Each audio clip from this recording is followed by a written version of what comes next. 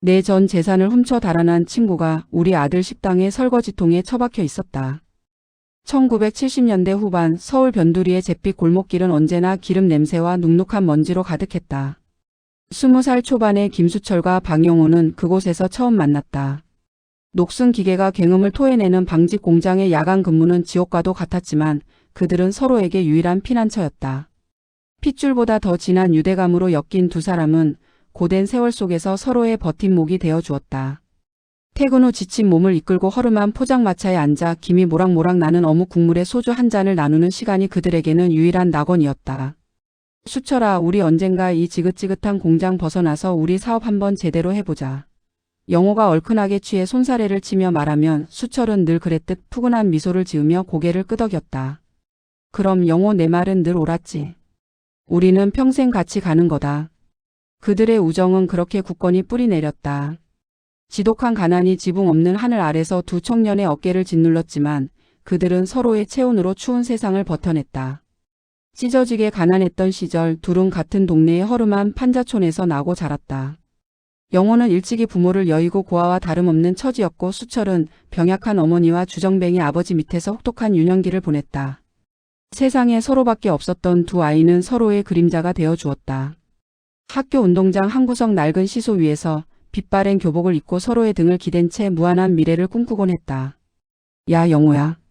우리 꼭 성공해서 이 지긋지긋한 가난 벗어나자. 맛있는 거 실컷 먹고 따뜻한 방에서 발 뻗고 자자. 영호는 까맣게 그을린 얼굴에 환한 미소를 지으며 고개를 끄덕였다. 그래 수철아. 너만 믿는다.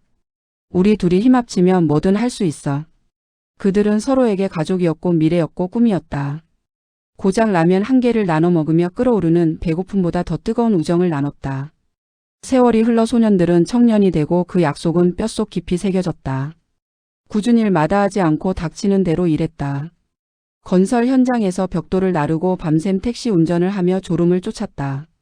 작은 사고로 수철이 다리를 다쳐 병원 신세를 질 때도 영호는 매일 병문안을 왔다. 투박한 손으로 수철의 발을 주물러주고 미래를 함께 설계했다. 한때 작은 철공소를 함께 운영하며 단맛 쓴맛 다 보았고 IMF 때는 한 끼 식사를 위해 길바닥에 주저앉아 울기도 했다. 하지만 어떤 고난 속에서도 서로의 손을 놓지 않았다. 수철에게 영호는 단순한 친구가 아니었다. 삶의 동반자이자 존재의 이유 그 자체였다. 서로의 부모님이 돌아가셨을 때는 상주 옆을 지키며 눈물을 흘렸고 자식들의 재롱잔치에서는 서로의 아이를 품에 안고 웃었다. 김수철과 박영호라는 이름은 그 자체로 우정의 동의어였다. 40년 세월이 흐르는 동안 그들의 신뢰는 화강암처럼 단단하게 굳어져 갔다. 수철은 작은 건설 회사를 일궈 어느 정도 성공을 거두었다. 비록 대기업은 아니었지만 안정적인 수입과 편안한 노후를 보장할 정도는 되었다. 아들 민주는 번듯한 직장에서 자리를 잡았고 가끔씩 손주들을 데리고 찾아와 그의 적적함을 달래주었다. 모든 것이 순조로웠다. 그때 영호가 찾아왔다. 여전히 번지르르한 수트 차림에 명품 시계를 차고 있었지만 어딘가 모르게 지쳐 보이는 얼굴이었다. 영호는 수십 년 만에 처음으로 수척해진 얼굴에 깊은 그늘을 들이운 채 새로운 친환경 에너지 사업에 뛰어들었다고 했다. 눈을 반짝이며 펼쳐 보이는 사업 계획서는 너무나 그럴듯했다. 미래를 선도할 혁신적인 기술, 정부의 대대적인 지원, 그리고 엄청난 수익률. 영호는 이제껏 본 적 없는 확신에 찬 목소리로 말했다. 수철아, 우리 이제 평생 고생 끝이다. 이거 터지면 너랑 나랑 다이아몬드 수저 물고 살 수 있어. 조심스러운 성격의 수철이었지만 영호의 확신에 찬 눈빛과 지난 40년간의 끈끈한 우정을 차마 외면할 수 없었다. 그래 영호야. 내가 하는 일이라면 믿어야지. 우리 함께 평생 일궈온 거 이제 좀 편하게 살아보자.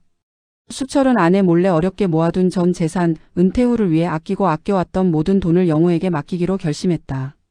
퇴직금, 부동산 매매 대금, 심지어 아들이 결혼할 때 주려던 마지막 남은 노후 자금까지 모조리 끌어모았다. 총 7억 원이라는 거금이었다. 통장 잔고는 텅 비었지만 그의 마음속은 영호와 함께 꿈꿀 장밋빛 미래로 가득했다. 그의 아내 역시 처음에는 걱정했지만 수철의 확신에 찬 얼굴과 영호에 대한 굳건한 신뢰를 보며 이내 안심했다. 약속된 수익금 지급일 수철의 심장은 종일 두근거렸다. 아침부터 영호에게 전화를 걸었지만 연결음만 길게 이어질 뿐이었다. 처음에는 그저 바쁜가 보다 생각했다. 점심시간이 지나고 저녁이 되도록 연락이 없자 불안감이 스멀스멀 피어오르기 시작했다.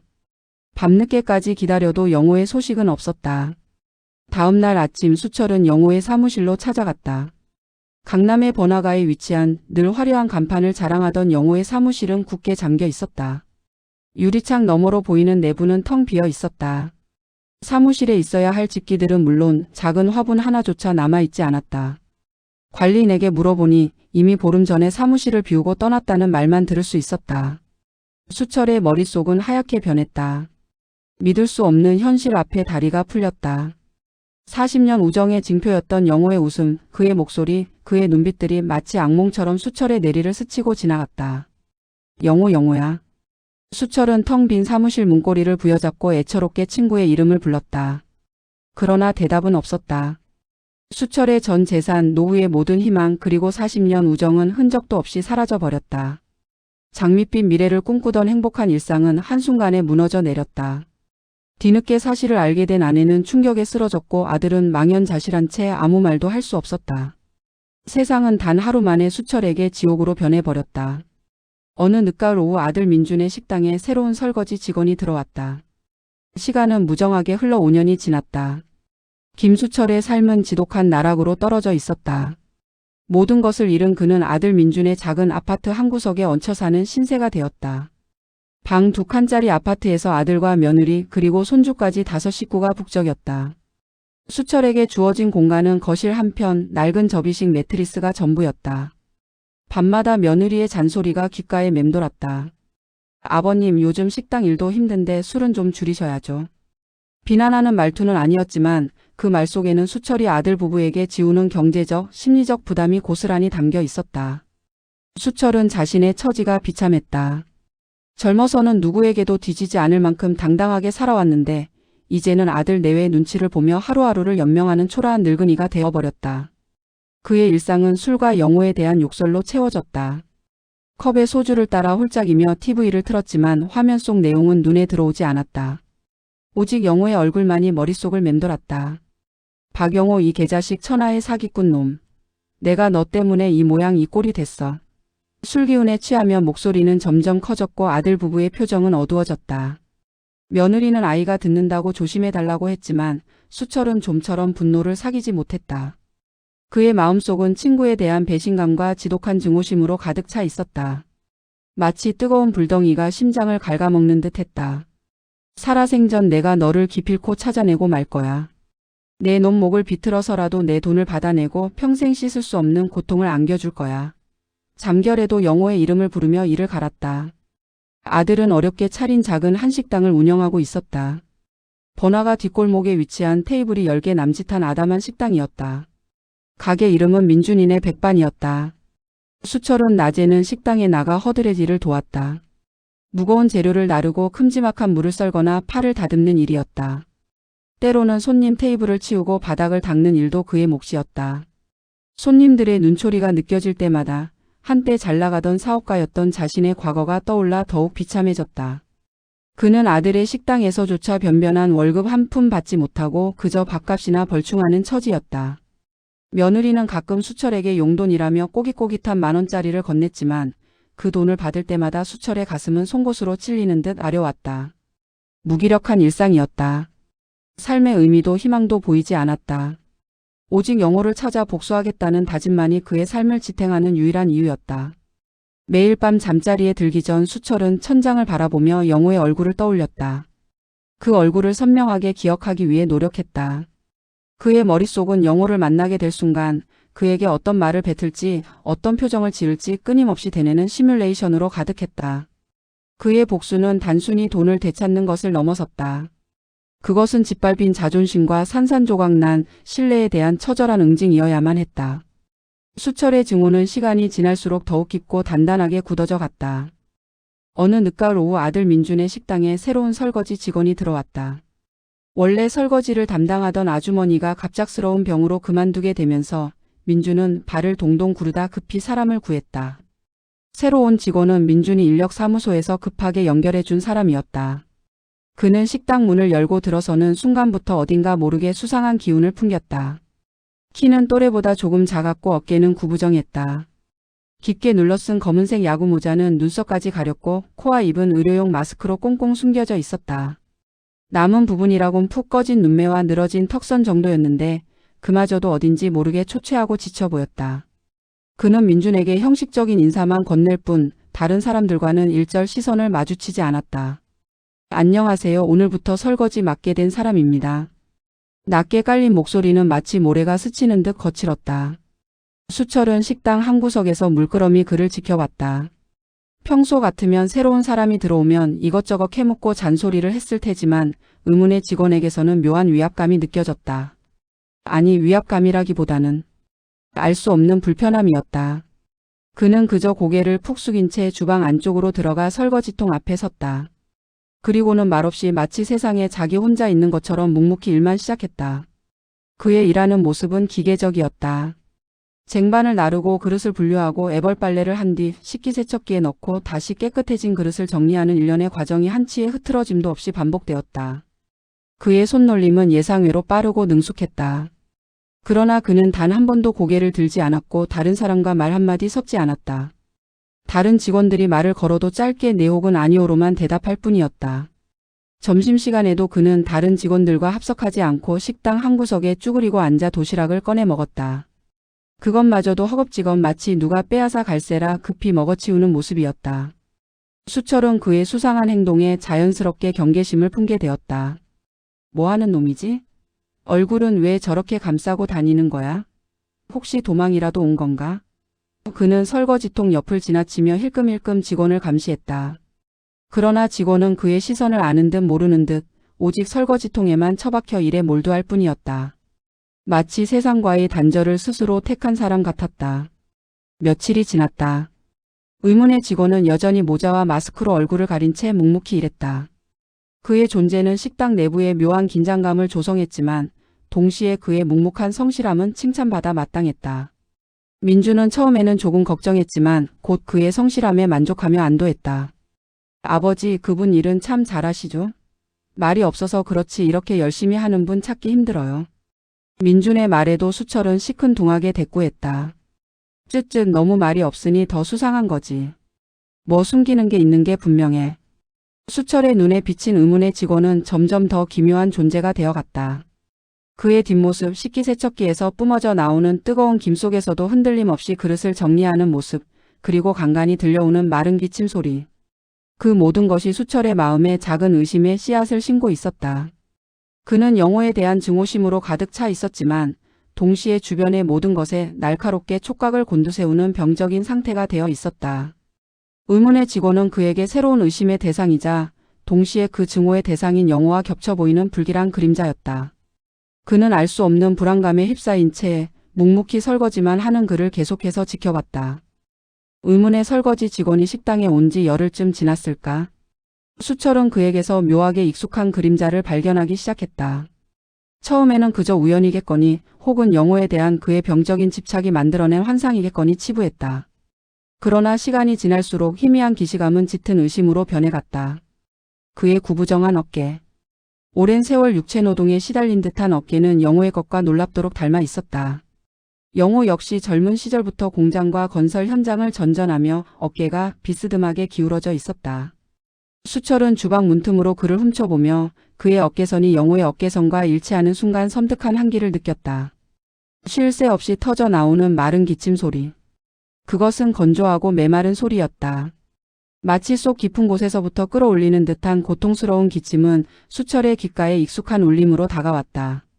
영호는 젊은 시절부터 기관지가 좋지 않아 환절기마다 저런 기침을 하곤 했다. 그때마다 수철은 영호야, 따뜻하게 입고 다녀라 하며 잔소리를 했었다. 그 기침 소리를 들을 때마다 수철의 심장이 철렁 내려앉았다. 가장 결정적인 순간은 그가 뜨거운 물에 손을 담그는 순간이었다. 설거지통에서 솟아나는 김 사이로 마스크와 모자가 잠시 들려 얼굴의 아랫부분이 드러났다. 길고 가는 손가락 그리고 엄지손가락 마디에 선명하게 남아있는 오래된 흉터. 그것은 40년 전 공장에서 프레스에 찍혀 생긴 영호의 상처였다. 그 흉터는 수철에게 너무나도 익숙한 것이었다. 그 순간 수철의 머릿속은 복잡한 퍼즐 조각들이 제자리를 찾아가는 것처럼 혼란스러워졌다. 그의 심장이 불안하게 쿵쾅거렸다. 설마 그놈일 리가 없다. 수철은 애써 고개를 저었다. 아니야. 그럴 리 없어. 영호는 내 돈 7억을 들고 사라진 놈이다. 지금쯤 어디서 호의호식하며 잘 살고 있을 텐데 이렇게 허름한 식당에서 얼굴을 가리고 설거지나 하고 있을 리 만무했다. 그는 스스로에게 거듭 되뇌며 의심을 지우려 노력했다. 하지만 한번 시작된 의심은 걷잡을 수 없이 커져만 갔다. 그는 더욱 집요하게 설거지 직원을 감시하기 시작했다. 그의 발걸음, 그릇을 잡는 손동작, 심지어 식사를 하는 모습까지. 모든 것이 예전에 영호와 함께했던 시간들을 떠올리게 했다. 직원은 다른 사람의 시선을 피하려는 듯 항상 벽 쪽을 향해 서서 일했고 짧은 휴식 시간에도 늘 식당 구석에 쭈그리고 앉아 있었다. 무언가를 필사적으로 숨기려는 듯한 그의 태도는 수철의 의심에 더욱 불을 지폈다. 저 놈 수상해. 수상하다고. 수철은 아들 민준에게 몇 번이나 투덜거렸다. 저렇게 얼굴을 가리고 다니는 게 말이 돼? 저 발목 좀 봐. 예전에 영호도 저렇게 발목이 굵었잖아. 그의 말은 점점 더 광기에 가까워졌다. 민준은 피곤한 얼굴로 고개를 저었다. 아버지, 그만 좀 하세요. 괜한 의심병이 도지신 거예요. 그냥 성실하게 일하는 분이에요. 요새 이렇게 말없이 열심히 일하는 사람 찾기 힘들어요. 저희는 그저 고마울 따름이죠. 민준의 눈에는 그저 묵묵히 성실하게 일하는 직원이 안쓰럽고 고마울 뿐이었다. 그는 직원에게서 아버지에게서 느낄 수 없는 묵묵한 책임감과 성실함을 보았다. 가끔씩 들려오는 직원의 깊은 기침 소리를 들으면 민준은 마음 한구석이 짠했다. 얼마나 힘들면 저렇게 아픈 몸으로 일할까? 민준은 가끔 직원에게 따뜻한 차 한 잔을 건네거나 식사 시간을 길게 주려 노력했다. 하지만 직원은 언제나 한사코 거절하며 고개를 숙일 뿐이었다. 수철은 민준의 말을 들으며 더욱 답답하고 화가 치밀었다. 저 바보 같은 놈이 뭘 안다고. 저건 분명 영호의 관계일지도 몰라. 그는 잠 못 드는 밤을 보냈다. 의문의 직원이 혹시 영호가 맞다면 왜? 왜 그는 지금 이 식당에서 설거지를 하고 있는가? 그의 머릿속은 질문들로 가득 찼지만 답을 찾을 수 없었다. 오히려 답을 찾으려는 노력이 그를 더욱 미치게 만들 뿐이었다. 그는 이제 이 알 수 없는 의심의 늪에서 벗어날 수 없었다. 그의 삶은 영호에 대한 증오와 이 의문의 직원에 대한 의심이라는 두 개의 감옥에 갇혀버린 듯했다. 그 그림자는 점점 더 짙어져 그의 삶을 완전히 뒤덮을 기세였다. 그날 저녁은 유독 손님이 많았다.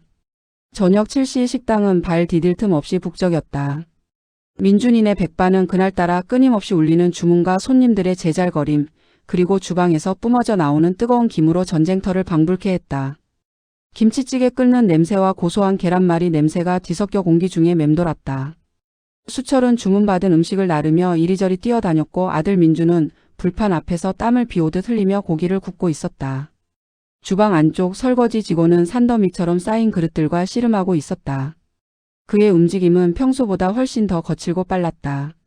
식기세척기에서 뿜어져 나오는 열기와 그릇에서 풍겨 나오는 기름때 냄새가 그의 숨통을 조여오는 듯했다. 쉴 새 없이 터져 나오던 마른 기침은 이제 새소리가 섞인 가쁜 숨으로 변해 있었다.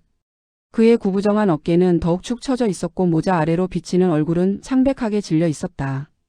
저기, 잠깐만. 갑자기 직원의 목소리가 들렸다. 작고 갈라진 목소리였지만 주변의 소음을 뚫고 수철의 귀에 박혔다. 수철은 자신을 부르는 것 같아 설거지통 쪽으로 고개를 돌렸다. 그 순간 직원이 들고 있던 쟁반이 쨍그랑 소리를 내며 바닥에 떨어졌다. 파편이 사방으로 튀었고 그와 동시에 직원의 몸이 휘청거리더니 그대로 그 자리에 쓰러졌다. 그의 몸에서 힘이 쭉 빠져나가는 소리가 수철의 귓가에 선명하게 들리는 듯했다. 어이, 괜찮아요? 민준이 놀라 소리치며 불판 앞에서 달려왔다. 수철도 순간적으로 몸이 굳었지만 이내 정신을 차리고 쓰러진 직원에게 달려갔다.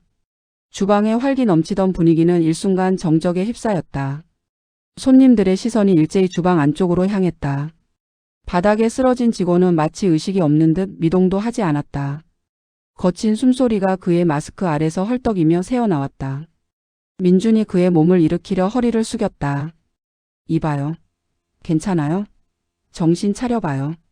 그의 손이 직원의 어깨에 닿는 순간 직원의 머리에서 깊게 눌렀었던 검은색 야구 모자가 툭 하고 벗겨졌다. 동시에 그의 얼굴을 가리고 있던 마스크도 끈이 끊어지면서 아래로 툭 떨어졌다. 모자와 마스크가 벗겨지자 지난 며칠간 수철의 마음을 짓눌렀던 의문의 그림자가 선명한 실체로 드러났다. 길고 푸석한 머리카락, 움푹 들어간 눈두덩이, 헬쑥하고 주름진 얼굴. 그리고 그 얼굴 위에 새겨진 너무나도 익숙한 이목구비. 창백하고 핏기 없는 얼굴에는 고통과 세월의 흔적이 가득했지만 수철은 단번에 그 얼굴을 알아보았다. 그 얼굴은 지난 5년간 수철이 매일 밤 잠 못 이루며 저주했던 친구 박영호였다. 수철의 심장은 멎는 듯 했다. 피가 머리끝까지 치솟는 느낌이었다. 눈앞이 아찔해지며 세상이 온통 먹빛으로 변하는 것 같았다. 5년. 그 징글징글한 5년 동안 그의 머릿속에서 수없이 그려왔던 원수의 얼굴이 지금 자신의 발밑에 쓰러져 있었다. 그것도 이렇게 초라하고 비참한 모습으로. 이럴 수가. 수철은 자신의 눈을 비볐지만 눈앞의 광경은 사라지지 않았다. 차라리 꿈이었으면 악몽이었으면 좋으련만 뜨거운 주방의 열기가 그의 뺨을 때리며 이것이 현실임을 냉혹하게 알렸다. 그는 그 자리에 얼어붙은 채 쓰러진 영호의 얼굴에서 눈을 뗄 수 없었다. 그의 온몸이 분노와 충격으로 미친 듯이 떨리기 시작했다. 수철은 충격과 분노에 휩싸여 그 자리에 얼어붙어 있었다. 5년. 그 지옥 같은 5년의 세월이 이 한순간에 압축되어 그의 머릿속을 스쳐 지나갔다. 아내의 죽음, 아들의 상처, 그리고 자신이 겪었던 모든 고통의 원흉이 바로 자신의 눈앞에, 그것도 이렇게 초라한 모습으로 쓰러져 있다는 사실이 믿기지 않았다. 그러나 이내 분노가 그의 이성을 잠식했다. 이 개자식, 박영호. 수철은 쓰러져 있는 영호의 멱살을 잡고 거칠게 흔들었다. 그의 목소리에는 지난 5년간 쌓아왔던 모든 울분과 한이 담겨 있었다. 핏발선 눈으로 영호를 노려보며 그의 입에서는 멈출 수 없는 욕설과 비난이 쏟아져 나왔다. 내가 어떻게 나한테 이럴 수가 있어. 40년 우정을 내가 너를 믿고 모든 걸 맡겼는데. 내 아내 죽음의 원흉이 바로 너야. 내 아들 결혼 자금까지 다 날려버린 개자식. 너 때문에 내 인생이 박살났어. 너 때문에. 이 쓰레기 같은 놈아. 수철의 얼굴은 분노로 일그러져 있었고 그의 손은 영호의 멱살을 꽉 움켜쥐고 놓지 않았다. 주방에 있던 직원들과 아들도 갑작스러운 상황에 얼어붙어 수철을 말리지 못했다. 아들은 아버지의 광기 어린 모습에 충격을 받았다. 영호는 수철의 거친 손길에도 저항 한 번 하지 않았다. 그는 그저 죄인처럼 고개를 푹 숙인 채 핏기 없는 얼굴로 힘겹게 숨만 쉬고 있었다. 그의 눈빛에는 어떤 변명이나 항변도 담겨 있지 않았다. 오직 깊은 후회와 체념만이 가득했다. 그의 입술은 파르르 떨렸지만 아무런 말도 나오지 않았다. 그의 몸에서는 힘없이 축 늘어져 있었고 수철의 분노를 온전히 받아들이고 있었다. 변명해봐. 왜 그랬는지 말해봐. 말해보라고 이 개자식아. 수철은 영호의 멱살을 더욱 강하게 쥐며 소리쳤다. 하지만 영호는 그저 힘겹게 숨을 내쉴 뿐이었다. 그의 눈가에 한 줄기 눈물이 흘러내렸다. 그것은 후회의 눈물인지 아니면 체념의 눈물인지 알 수 없었다. 잠시 후 영호는 온몸에 기력을 쥐어짜내는 듯 떨리는 손을 겨우 들어 품속으로 향했다. 그의 움직임은 너무나도 느리고 고통스러워 보였다. 수철은 영호가 자신에게 저항하려는 줄 알고 더욱 거세게 그를 밀쳐냈다. 하지만 영호는 힘겹게 자신의 가슴 주머니에서 무언가를 꺼냈다. 그것은 낡고 해진 손때가 잔뜩 묻은 통장 하나였다. 초록색 표지에 은행 이름이 희미하게 적혀있는 한눈에 봐도 오랜 세월을 견뎌온 듯한 통장이었다. 영호는 그 통장을 수철의 손에 겨우 쥐어주고는 마치 모든 기력을 소진한 듯 다시 의식을 잃고 바닥에 쓰러졌다. 그의 몸은 축 늘어졌고 희미했던 숨소리마저 끊어지는 듯 했다. 수철은 영호의 손에서 떨어져 나온 통장을 얼떨결에 움켜쥐었다. 그리고 영호가 완전히 의식을 잃고 쓰러지자 그의 분노는 다시 폭발했다. 이런 쓰레기 같은 놈이. 죽으려면 곱게 죽지 이런 걸로 뭘 어쩌겠다는 거야.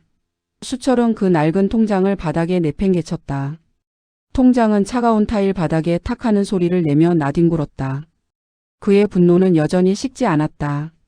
영호가 왜 자신에게 그 통장을 주었는지 그 의미조차 헤아릴 겨를이 없었다. 그의 눈에는 여전히 배신자 박영호의 얼굴만이 선명하게 각인되어 있었다. B-4-B-B-4 요란한 구급차 소리가 식당 앞 골목을 가로질러 갔다. 영호는 들것에 실려 구급대원들의 손에 의해 황급히 병원 응급실로 옮겨졌다. 민주는 놀란 가슴을 쓸어내리며 구급차 뒤를 따라갔다. 식당 안은 한바탕 폭풍이 지나간 듯 어수선했고 손님들은 웅성거리며 식사를 마무리하고 황급히 자리를 떴다. 수철은 주방 한가운데 서서 멍하니 바닥을 내려다봤다. 바닥에는 깨진 그릇 파편들과 널브러진 국물 자국, 그리고 팽개쳐진 낡은 통장 하나가 쓸쓸하게 놓여 있었다. 그의 머릿속은 온통 혼란스러웠다. 영호의 얼굴, 그의 희미한 목소리, 그리고 그가 건넨 통장. 모든 것이 뒤죽박죽 섞여 그의 정신을 어지럽혔다. 얼마 후 민준에게서 전화가 왔다. 민준의 목소리는 침통하고 격앙되어 있었다. 아버지. 병원이에요. 의사 선생님이 그러시는데. 민준은 말을 잇지 못하고 한숨을 내쉬었다. 그 설거지 아저씨. 말기암이래요. 폐암 말기.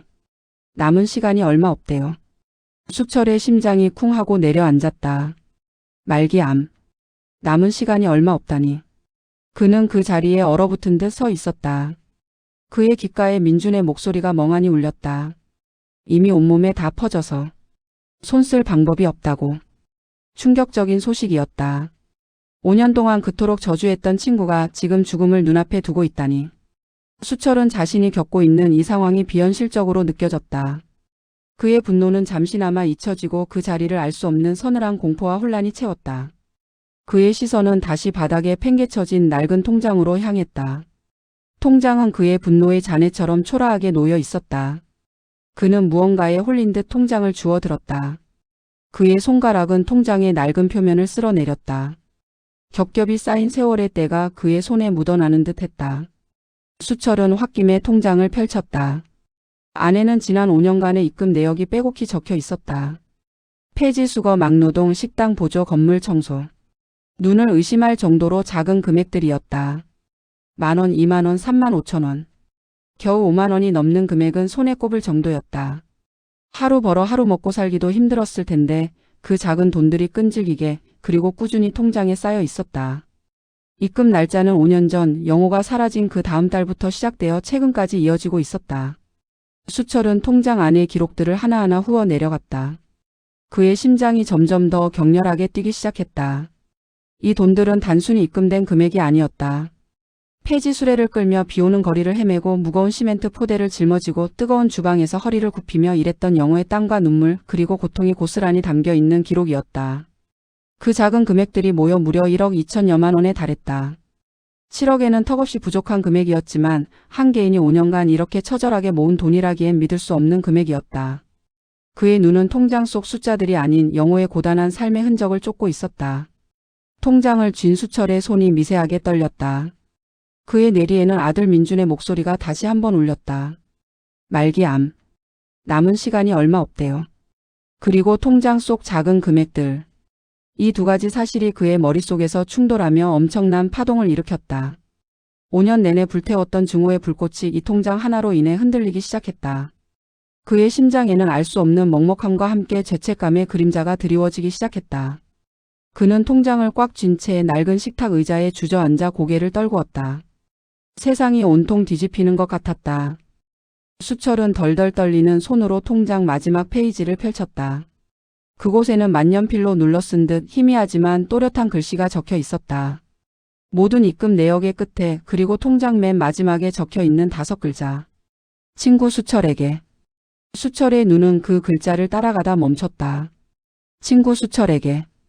그 글자는 단순한 메모가 아니었다. 그것은 영호의 피와 땀 그리고 억겁의 세월이 담긴 참회의 기록이었다. 통장은 영호가 자신의 배신을 얼마나 처절하게 뉘우쳤는지를 웅변하고 있었다. 5년간 작은 돈이라도 꾸준히 모으고 그 통장의 모든 기록 끝에 수철의 이름을 적어 넣었다는 사실이 수철의 심장을 찢어 발겼다. 그의 머릿속을 맴돌던 영호에 대한 증오가 순식간에 눈 녹듯이 사라졌다. 그 자리를 채운 것은 엄청난 죄책감과 후회 그리고 설명할 수 없는 슬픔이었다. 아버지, 여기 계셨어요? 민준이 병원에서 돌아와 식당 문을 열었다. 그의 얼굴은 여전히 충격과 비통함으로 일그러져 있었다. 수철은 고개도 들지 못한 채 통장을 꽉 쥐고 있었다. 민준은 아버지를 발견하고 다가왔다. 아버지, 영호 아저씨, 저한테 말씀해 주셨어요. 민준의 목소리는 한층 더 가라앉아 있었다. 그는 수철의 옆 의자에 앉아 한숨을 쉬었다. 아저씨가 5년 전에 아버지 돈 가지고 해외 투자 사업에 뛰어든 건 맞대요. 하지만 민준은 잠시 말을 멈췄다. 그 돈을 받자마자 다른 사기꾼들에게 그대로 당했답니다. 영호 아저씨도 모든 것을 잃었어요. 아버지 돈까지 다 날려버리고. 수철은 민준의 말을 듣는 내내 숨을 멈추었다. 영호도 사기를 당했다는 사실. 그도 모든 것을 잃었다는 사실. 그의 머릿속은 온통 혼돈으로 가득 찼다. 아저씨는 너무 죄송해서 아버지 얼굴을 볼 수 없었대요. 그래서 도망치듯 사라졌고.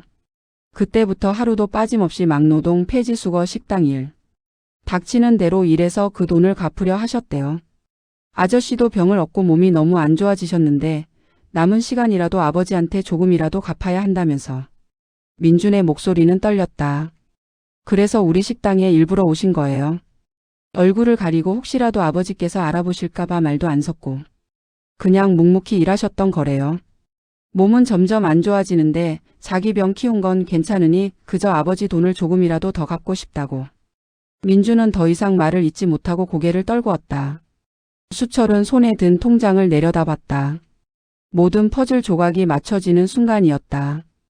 의문의 직원이 왜 그렇게 수상쩍게 행동했는지, 왜 그토록 필사적으로 정체를 숨겼는지, 왜 모자와 마스크를 벗지 않았는지, 그리고 왜 그토록 작은 돈이라도 악착같이 모았는지. 모든 의문이 해소되었다.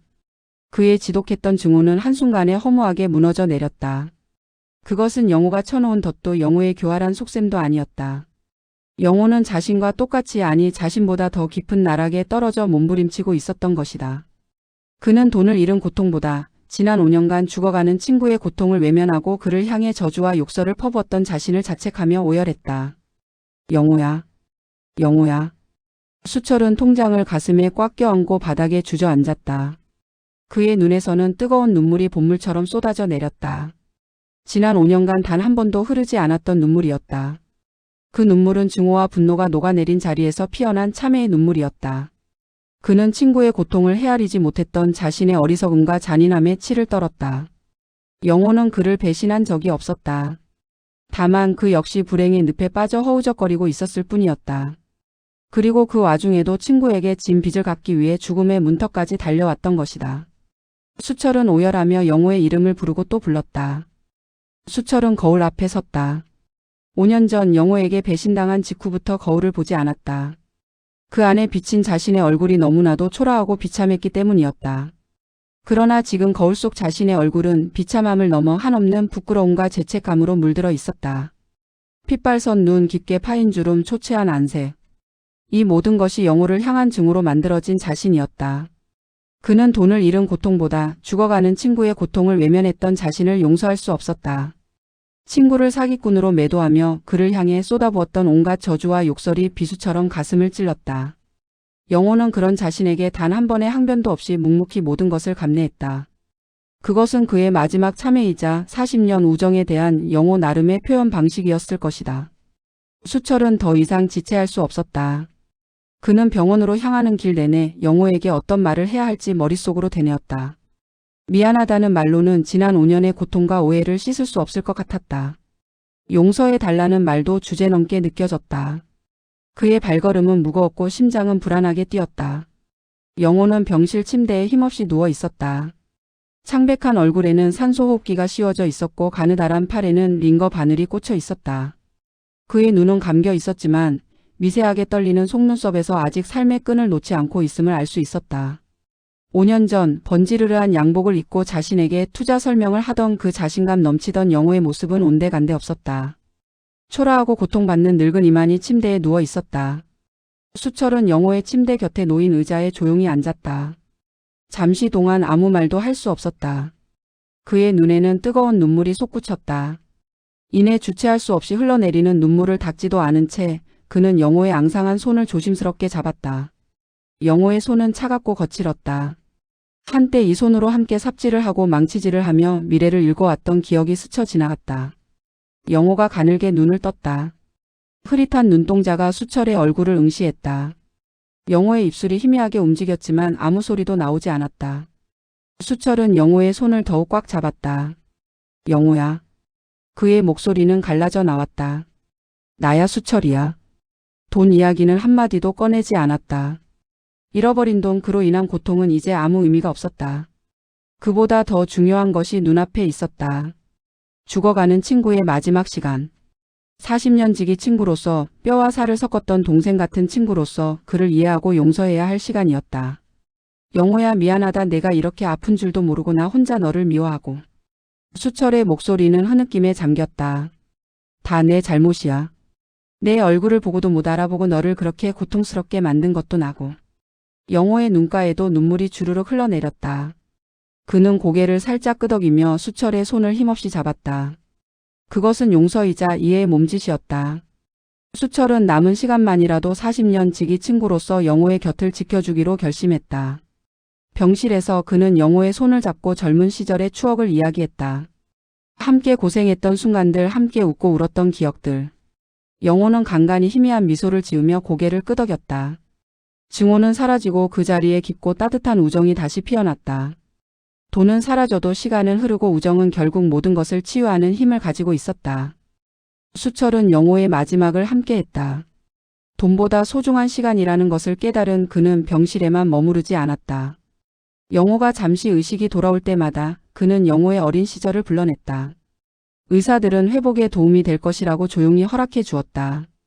수철은 민준에게 부탁해 휠체어를 빌려 영호를 태우고 병원 밖 세상으로 나섰다. 5년 전 모든 것을 잃었던 그날, 그토록 미워하고 저주했던 친구의 손을 잡고 잃어버린 시간들을 되돌리려는 듯 걸었다. 첫 번째 행선지는 그들이 젊은 시절 함께 술잔을 기울이던 포장마차 골목이었다. 이제는 낡고 허름해진 골목 어귀에 겨우 명맥을 유지하고 있는 몇몇 포장마차들. 수철은 영호를 휠체어에 태우고 그중 한 곳으로 들어섰다. 영호야, 기억나? 여기서 내가 술 취해서 내 첫사랑에게 고백하려다 내가 막았던 거. 수철은 웃음기 어린 목소리로 말했다. 영호는 희미하게 눈을 뜨고 수철을 바라보았다. 그의 눈빛은 흐릿했지만 어딘가 아련한 미소가 스치는 듯했다. 수철은 따뜻한 어묵 국물 한 잔을 떠서 영호의 입가에 조심스럽게 대주었다. 영호는 힘겹게 국물을 삼켰고 그의 눈에는 눈물이 살짝 고이는 듯했다. 다음으로 찾은 곳은 인천의 작은 바닷가였다. 탁 트인 푸른 바다가 눈앞에 펼쳐지자 수철은 휠체어를 세우고 영호의 어깨를 감쌌다. 여기 기억나지? 우리 20살 때 밤새 소주 마시면서 첫 사업 꿈꿨던 곳. 그때 내가 수철아, 우리 둘이 힘 합치면 이 바다처럼 넓은 세상을 다 가질 수 있다. 고 했잖아. 파도 소리가 철썩하며 그들의 이야기를 삼켰다. 영호는 가늘게 떨리는 손을 들어 바다를 가리키려 했다. 철. 희미한 목소리가 바람에 흩어졌다. 수철은 영호의 손을 꽉 잡고 그의 어깨에 기댔다. 그래 영호야. 우리 아직도 이 바다를 다 가질 수 있어. 너랑 나랑 같이. 그들은 잃어버린 5년의 시간을 되돌리려는 듯 얼마 남지 않은 시간을 함께 추억을 쌓으며 보냈다. 병원 옥상 정원에서 따뜻한 햇볕을 쬐기도 하고 수철이 직접 끓여온 미역국을 함께 나누어 먹기도 했다. 수철은 영호에게 읽어줄 책을 가져와 나지막한 목소리로 읽어주었다. 영호는 힘이 없어 말을 할 수는 없었지만 수철의 이야기를 듣는 내내 눈을 감거나 희미한 미소를 짓는 것으로 그의 이야기를 경청했다. 그들의 대화는 주로 젊은 시절의 빛바랜 사진첩을 넘기듯 흘러갔다. 서로의 서툴렀던 첫사랑 이야기, 함께 밤새워 작업했던 철공소의 에피소드, 그리고 서로의 꿈을 응원하며 다짐했던 순간들. 그 속에는 돈의 그림자도 배신의 상처도 없었다. 오직 순수했던 우정만이 존재했다. 어느 맑은 가을날 오후 그들은 북서울 꿈의 숲 미루나무 아래에 앉아 있었다. 햇살이 따스하게 쏟아지고 낙엽이 바람에 살랑이며 바닥에 떨어졌다. 그들이 어린 시절 미래를 꿈꾸며 맹세했던 바로 그 미루나무 아래였다. 수철은 영호의 손을 잡고 나지막이 속삭였다. 영호야, 걱정 마. 우리 꼭 다시 만나자. 그때는 우리 행복하게 후회 없이 살자. 영호는 수철의 손을 힘없이 쥐었다. 그리고 그의 눈은 천천히 감겼다. 그의 얼굴에는 고통의 흔적 대신 평온하고 잔잔한 미소가 번졌다. 마치 어린 시절의 꿈을 꾸는 듯한 얼굴이었다. 그의 가슴은 더 이상 오르내리지 않았다. 영호는 수철의 곁에서 평온하게 눈을 감았다. 따스한 햇살 아래 낙엽이 살포시 그의 어깨 위로 내려앉았다. 수철은 영호의 손을 놓지 않았다. 그의 심장이 멈추고 숨소리가 완전히 끊어진 것을 확인했을 때 수철은 영호의 얼굴을 가만히 쓰다듬었다. 그의 눈에서는 다시 뜨거운 눈물이 흘러내렸지만 이전과는 다른 눈물이었다. 그것은 슬픔이었지만 동시에 오랜 시간 동안 굳게 닫혔던 마음의 문이 활짝 열린 후 찾아온 평화와 해방감의 눈물이었다. 40년 우정. 배신과 증오 그리고 용서와 화해를 거쳐온 두 친구의 길고 긴 이야기는 그렇게 어린 시절의 약속이 시작된 미루나무 아래에서 고요하게 막을 내렸다. 수철은 영호의 마지막 가는 길을 지키며 그들의 우정이 영원히 그의 가슴 속에 살아 숨쉴 것임을 조용히 맹세했다.